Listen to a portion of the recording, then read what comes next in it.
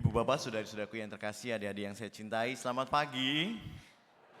Iya, apa kabar? Semua saya undang untuk melemaskan bibirnya, berikan senyum ke kanan dan ke kiri. Senyum itu adalah awal bahwa menunjukkan hati kita bahagia. Semua bahagia hari ini, Bapak Ibu? Ya, alhamdulillah. Ada satu pepatah yang mengatakan bahwa hidup itu sebuah pilihan, betul? Kita mau tersenyum atau tidak itu sebuah pilihan, oke? Iya. Bangun pagi-pagi, saya tadi pagi itu malu sebenarnya. Jam 4 tuh saya mau tarik selimut lagi. Di samping kamar saya itu Romo Aji, kamar mandinya itu sudah rame. Jam 4 pagi Romo Aji sudah mandi, ya ampun. Rajin sekali. Saya mau tarik nih, nggak jadi deh. Saya harus putuskan bangun pagi juga dan harus mandi karena mau ketemu Bapak Ibu. Biasanya enggak mandi, enggak mandi tetap. Saudari-saudaraku yang terkasih, saya mengatakan bahwa hidup menjadi sebuah pilihan itu menjadi sebuah hal yang kita alami setiap hari. Bahkan itu mulai dari bangun pagi. Kita memutuskan untuk datang ke gereja hari ini, jam berapa, atau mau tarik selimut lagi. Lalu kemudian tetap gembira atau hatinya tertekan ya. Kan ada juga tuh yang baru bangun pagi itu sudah narik nafasnya tuh berat ya. Pagi lagi, susah lagi, utang lagi ya enggak. Saya mau mengatakan bahwa hidup ini kadang banyak hal yang harus kita hadapi dan kita harus mengambil sebuah pilihan. Itulah juga yang dialami oleh Maria hari ini.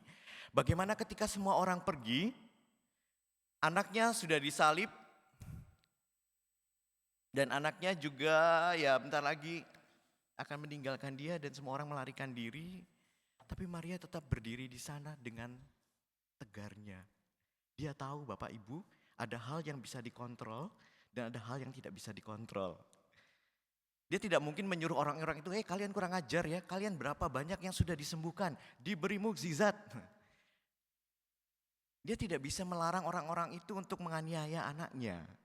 Tapi dia tahu bahwa aku akan selalu hadir bersama anakku. Maria datang untuk menguatkan anaknya. Jadi persetan peduli amat dengan kata orang apa, ya saya bisa kontrol. Saya mau hadir ada bersama anak saya. Maka saudari-saudaraku yang terkasih, bagaimana akhirnya pilihan Maria inilah yang akhirnya dipuji oleh banyak orang. Dia tetap berada hadir bersama anaknya, berdiri tegak di sana dan dia mau menunjukkan kepada kita. Hidup itu memang tidak selalu mudah seperti yang apa kita inginkan. Inginnya setiap hari bisa healing, jalan-jalan.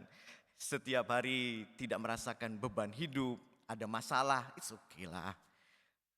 Inginnya kita demikian, tapi ternyata tidak seperti itu. Dan bagaimana Maria menunjukkan kepada kita hari ini, bagaimana ia akhirnya tetap menjadi pribadi yang bersemangat dan hadir. Meskipun ia tahu bahwa ia akan kehilangan anaknya.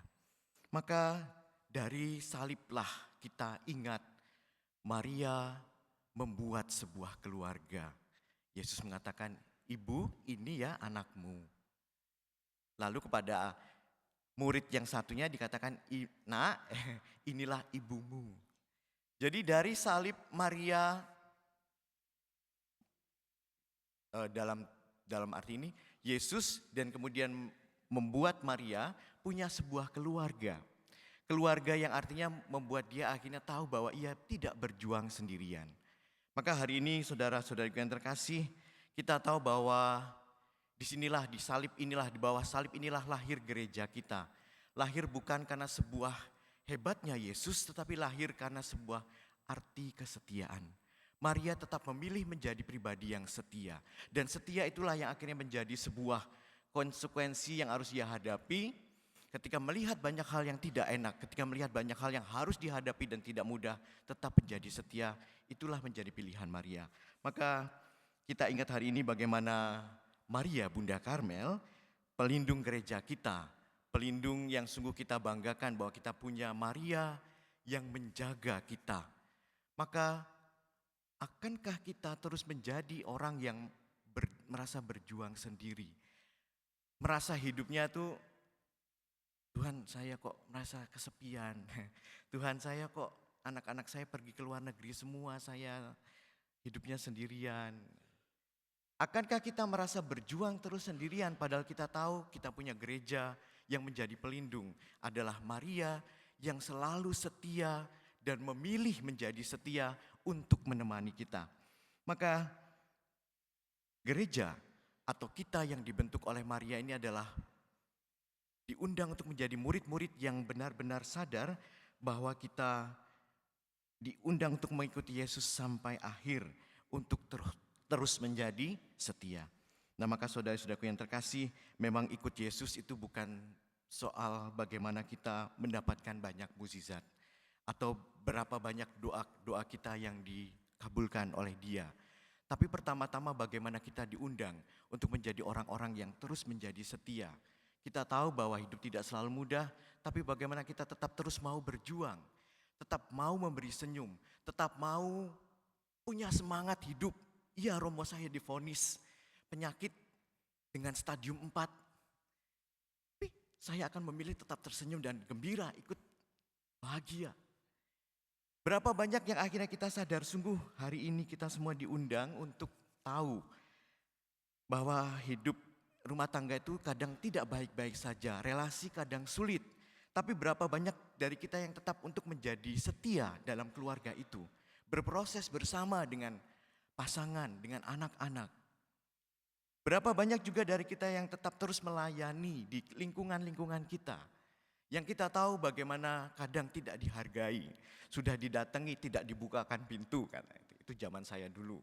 Kalau sekarang mungkin rajin ya, umat-umatnya tidak dibukakan pintu langsung diundang. Pak, saya nggak dikunjungi. Tetap melayani dan tetap memberikan hati. Dan berapa banyak dari kita yang tetap berdoa, ketika kita merasa doa kita tuh kayaknya rasanya hampa. Saya rasa Romo kayaknya percuma saya novena setiap hari. Kayaknya saya merasa percuma rosario. Saya nggak mendapat apa-apa. Tapi berapa banyak dari kita yang tetap terus setia untuk berdoa. Dan berapa banyak dari kita yang terus untuk belajar, mencintai, mengasihi tanpa batas.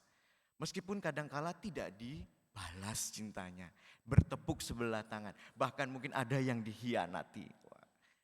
Itu sesuatu yang tidak mudah, tetapi berapa banyak dari kita yang tetap setia untuk itu. Maka saudara-saudaraku yang terkasih, kabar gembira buat kita hari ini adalah bersama dengan Maria Bunda Karmel yang kita rayakan, seberapa setia kita untuk memilih menjadi seperti Maria. Akankah kita menjadi terpuruk dengan keputusasaan? Akankah kita terus mengeluh dengan hidup kita? Untuk hal-hal yang kadang kita tidak bisa kontrol. Maka belajarlah dari Maria, ia selalu memilih untuk menjadi bahagia, tetap setia di dalam rumah tangga meskipun kadang tidak baik-baik saja, tetap melayani di dalam lingkungan meskipun kadang tidak dianggap dan tidak dihargai, entah itu di lingkungan, entah itu kategorial, entah itu kadang disakiti juga di kategorial, ya di pelayanan kita. Akankah kita tetap terus merasa akan terus setia berdoa ketika doa kita rasanya tidak terjawab oleh Tuhan? Dan terakhir, akankah kita terus mencintai meskipun kadang itu rasanya berat dan kadang tidak dijawab dan bahkan kadang dikhianati.